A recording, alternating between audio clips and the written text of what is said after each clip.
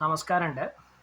കേരളത്തിലെ വളരെ പ്രശസ്തമായിട്ടുള്ളൊരു വിനോദസഞ്ചാര മേഖലാ കേന്ദ്രമായിട്ടുള്ള ഇടുക്കി ജില്ലയിലെ പരുന്തുംപാറ നമുക്കെല്ലാവർക്കും അറിയാം. പലതര യൂട്യൂബ് വീഡിയോകളിലും പരുന്തുംപാറ പല യൂട്യൂബർമാർ തന്നെ കേരളത്തിന് കാണിച്ചു തന്നിട്ടുണ്ട്. അതല്ലാതെയും നമുക്കൊക്കെ അറിയാവുന്ന ഒരു സ്ഥലം തന്നെയാണ് ഇടുക്കി ജില്ലയിലെ ഈ പരുന്തുംപാറ. വളരെയധികം പ്രകൃതി ഭംഗി ഒക്കെ പല യൂട്യൂബ് വീഡിയോകളിലും പരുന്തുംപാറയെക്കുറിച്ച് നമ്മൾ കണ്ടിട്ടുണ്ട്. അതുപോലെ തന്നെ അവിടുത്തെ വളരെയധികം സസ്യജാലങ്ങളും ജീവജാലങ്ങളെയും ഒക്കെ പലരുടെയും വീഡിയോകളിലും നമ്മൾ കണ്ടിട്ടുണ്ട്. എന്നാൽ നിലവിൽ പരുന്തുംപാറയുടെ അവസ്ഥ എന്ന് പറഞ്ഞിട്ടുണ്ടെങ്കിൽ വികസനം എന്ന പേര് പറഞ്ഞ് പല ആളുകളും അവിടെ കയറിക്കൂടി അവിടുത്തെ അടിക്കാടുകൾ വെട്ടിത്തെളിച്ചു. അതുപോലെ തന്നെ അവിടുത്തെ പ്രകൃതി രമണീയതയെ മുഴുവൻ തകർത്തെറിഞ്ഞുകൊണ്ട് അവിടുത്തെ പ്രകൃതിയെ മുഴുവൻ നശിപ്പിച്ചുകൊണ്ട് കുറച്ചധികം പ്രവർത്തനങ്ങൾ കഴിഞ്ഞ കുറച്ച് കാലങ്ങളായിട്ട് അവിടെ നടത്തി വരികയാണ്. സർക്കാർ അധീനതയിലുള്ള സർക്കാരിൻ്റെ കീഴിലുള്ള ഭൂമികളായിട്ടുള്ള വനഭൂമിയും റവന്യൂ ഭൂമിയും ഉൾപ്പെടുന്ന എല്ലാതരം ഭൂമികളും കയ്യേറി അവിടുത്തെ അടിക്കാടുകളും ചെറിയ വനമേഖലാ പ്രദേശങ്ങളുമൊക്കെ വെട്ടിത്തെളിച്ചുകൊണ്ടും JCB അടക്കമുള്ള യന്ത്രങ്ങൾ ഉപയോഗിച്ചുകൊണ്ട് മണ്ണുമാന്തിയും അതുപോലെ തന്നെ അവിടുത്തെ മലകളൊക്കെ ഇടിച്ചു നിരത്തിയും അവിടെ വികസന പ്രവർത്തനങ്ങൾ നടത്തുകയാണ്. അപ്പോൾ അവിടെ ഇത്തരം പ്രവർത്തനങ്ങൾ നടത്തുന്നത് വഴി അവിടെയുള്ള ജീവജാലങ്ങൾ മുഴുവൻ അവരുടെ ആവാസ വ്യവസ്ഥ മുഴുവൻ നശിപ്പിക്കപ്പെട്ടതുകൊണ്ട് അവിടെ നിന്ന് മാറിപ്പോവേണ്ടി വരുന്നുണ്ട്, അല്ലെങ്കിൽ വന്നിട്ടുണ്ട് എന്നുള്ളതാണ് വസ്തുത. അപ്പം ഈ ജീവജാലങ്ങളൊക്കെ എങ്ങോട്ട് പോവും എന്നുള്ളത് ഈ വികസന പ്രവർത്തനം നടത്തുന്നവർ ചിന്തിക്കുന്നില്ല. യഥാർത്ഥത്തിൽ ഇത് വികസനമായി കണക്കാക്കാനും കഴിയുകയില്ല, ഒരു പ്രകൃതി ചൂഷണം എന്ന് മാത്രമേ പറയാൻ പറ്റുള്ളൂ. അപ്പം ഈ പ്രകൃതി ചൂഷണം നമ്മൾ നടത്തുമ്പോൾ അതിൻ്റെ അനന്തരഫലമാണ് ഇടുക്കിയിലടക്കം വന്യമൃഗങ്ങൾ നാട്ടിലേക്ക് ഇറങ്ങുന്ന അവസ്ഥ. ഇത്തരം അടിക്കാടുകളും ഒക്കെ നശിപ്പിക്കപ്പെടുമ്പോൾ, അതുപോലെ തന്നെ വനപ്രദേശം കയ്യേറി നിർമ്മാണ പ്രവർത്തികൾ നടത്തുമ്പോൾ അവിടെ ജീവിച്ചിരുന്ന അല്ലെങ്കിൽ ജീവിക്കേണ്ട പക്ഷിമൃഗാദികൾ എങ്ങോട്ട് പോകും എന്നുള്ളത് നമ്മൾ ചിന്തിക്കുന്നില്ല.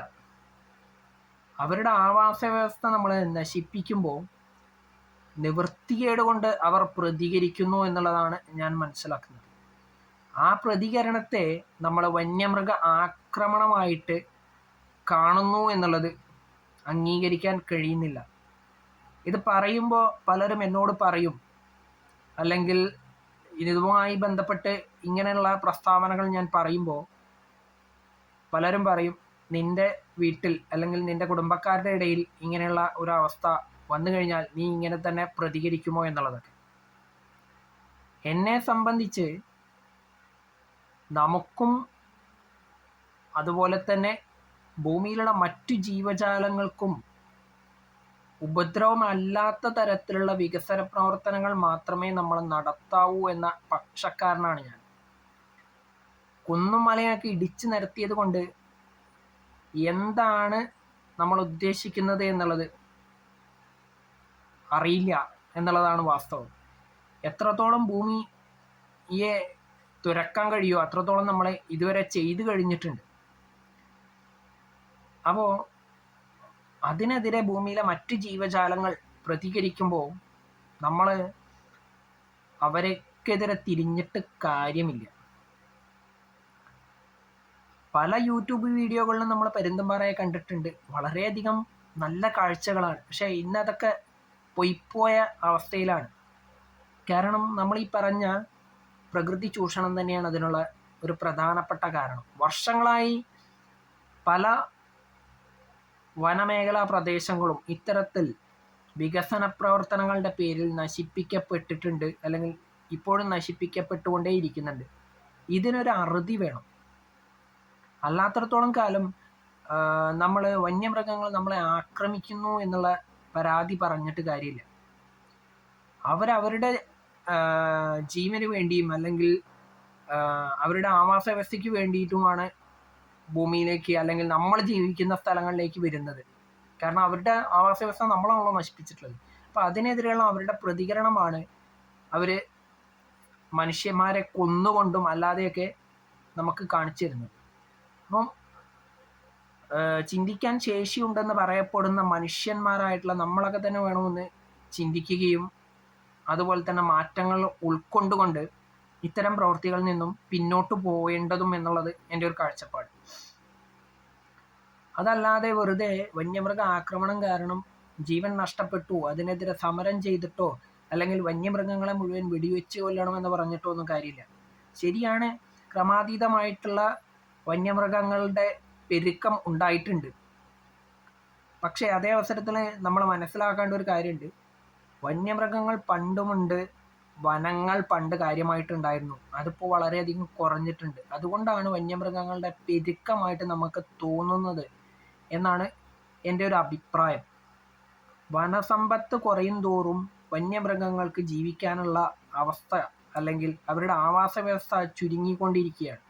വനങ്ങൾ കുറയുമ്പോൾ സ്വാഭാവികമായിട്ടും വന്യമൃഗങ്ങൾക്കുള്ള താമസിക്കാനുള്ള സൗകര്യങ്ങൾ അല്ലെങ്കിൽ അവരുടെ ആവാസ വ്യവസ്ഥയിലുള്ള മാറ്റം വരുമ്പോൾ അവർ നമ്മൾ മനുഷ്യന്മാർ ജീവിക്കുന്ന സ്ഥലങ്ങളിലേക്ക് ഇറങ്ങി വരുന്നു എന്നുള്ളതാണ് വാസ്തവം. അല്ലാതെ അവർ അനാവശ്യമായിട്ട് വരുന്നതായിട്ട് എനിക്ക് തോന്നിയിട്ടില്ല. അവരുടെ ആവാസ വ്യവസ്ഥയിലുള്ള എന്താ പറയുക ചുരുക്കം വന്നത്, അതായത് അവരുടെ ആവാസ വ്യവസ്ഥ ചുരുങ്ങിയത് കൊണ്ടാണ് അവർ പിന്നെ നമ്മൾ ജീവിക്കുന്ന സ്ഥലങ്ങളിലേക്ക് ചേക്കേറേണ്ടി വരുന്നതും ഇറങ്ങി വരുന്നതും അതുപോലെ തന്നെ എന്നിട്ട് അവരുടെ നിലനിൽപ്പിനോ മറ്റുമൊക്കെ ആയിട്ട് നമ്മളെയൊക്കെ കൊല്ലുന്നതും. അപ്പം നമ്മൾ ശരിക്കും പറഞ്ഞു കഴിഞ്ഞാൽ ഈ കയ്യേറ്റങ്ങളൊക്കെ ഒഴിപ്പിച്ചാൽ തന്നെ അല്ലെങ്കിൽ കയ്യേറ്റങ്ങളൊക്കെ നിർത്തലാക്കിയാൽ തന്നെ ഒരുവിധം വന്യമൃഗ ആക്രമണമൊക്കെ നമുക്ക് തടയാൻ കഴിയും. അതുപോലെ തന്നെ മൃഗങ്ങൾ വരാതിരിക്കാനുള്ള നടപടികൾ വിവിധ വകുപ്പുകൾ ആസൂത്രണം ചെയ്തുകൊണ്ട് മാത്രം കാര്യമില്ല, അത് നടപ്പിലാക്കുകയും കൂടി വേണം.